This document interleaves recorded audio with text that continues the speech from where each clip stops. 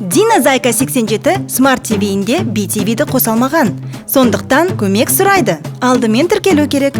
Оны теледидар арқылы да жүзеге асыруға болады. Smart TV-іңізде қосымшалар дүкеніне кіріңіз. Іздеу функциясымен BTV қосымшасын тауып, оны жүктеңіз. Содан соң қосымшаны ашып, авторизациядан өту кіріктірмесін басыңыз. Тіркеуге арналған төменгі амал шартты таңдаңыз. Телефон нөмірін жазып, құпия сөз орнатыңыз. SMS-пен келген кодты жазыңыз.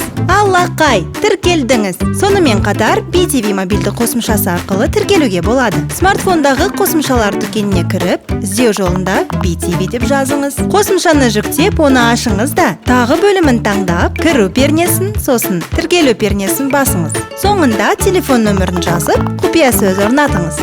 Келген SMS-тегі растау кодын жазсаңыз болды. Дайын! Енді смарт теледидарыңыздан BTV-ді көріп, рахаттаныңыз.